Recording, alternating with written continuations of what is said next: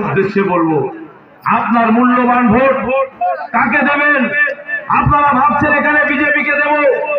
আপনাদের উদ্দেশ্যে বলি, দেশকে বিক্রি করলো। আদানি আম্বানির পাচাটা কুত্তার মতো গোলামি করছে তারা। একবার হিসাব করে দেখুন, আপনিও যে টাকায় গ্যাস কিনছেন, আমিও কিন্তু সে টাকায় গ্যাস কিনছি। আপনার জন্য খাস করে কিছু করা হচ্ছে না।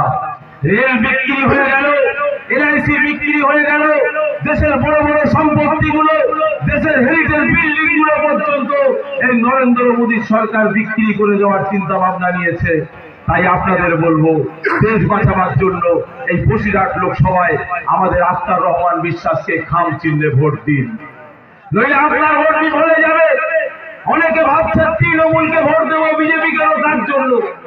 তাদের উদ্দেশ্যে বলছি, একবার মনে মনে ভাবুন, তৃণমূলের এত নেতা থাকতে, এত মন্ত্রী থাকতে, এত এমএলএ এমপি ভদ্রলোক থাকতে, সব কিছুকে বাদ দিয়ে চারজন মিলে ধরে তুলতে হয় এরকম প্রার্থীকে কেন বসিরহাটে দিয়েছে, তার পরিচয় আপনাকে দিতে হবে। আমরা আপনাদের কাছে বলতে চাই, বসিরহাটের মানুষের কণ্ঠ যদি হতো, তাহলে তরু তাজা টাটকা যুবককে দিত। বসিরহাটের মানুষের কাজে যদি লাগতো, তাহলে একজন ভদ্র মানুষকে দিত। কিন্তু তাদেরকে দেওয়া হলো না। তাদেরকে দিয়েছে একজন চারজন মিলে ধরে তুলছে সেরকম ব্যক্তিকে প্রার্থী করেছে। অতএব তৃণমূলী ভাইদের উদ্দেশ্যে বলবো, আপনিও আপনার মূল্যবান ভোট, আপনার ভোটটা বিফলে দেবেন না। আপনার মূল্যবান ভোটটা ইন্ডিয়ান সেকুলার ফ্রন্টের খাম চিহ্নে দিয়ে একটিবার আইএসএফ এর সুযোগ করে দিন।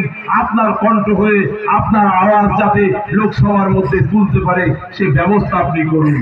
তাই ছোট ভাইজানকে বসিয়ে রেখে লম্বা চওড়া বক্তব্য নয়, প্রত্যেকটা ভাইদের উদ্দেশ্যে বলবো, আমরা আমাদের নিজেদের দায়িত্ব নিয়ে, আমরা নিজেদের পার্টির কর্মী মনে করে আমরা এই কাজটি করব, যে সকাল সকাল যে খাম চিহ্নে ভোট দিয়ে বিপুল ভোটে জয়যুক্ত করব এবং আমাদের নওশাদ সিদ্দিকী ভাইজান সহ আমাদের আখতারুল ভাই, আমাদের প্রত্যেকের মুখে হাসি ফোটাবো।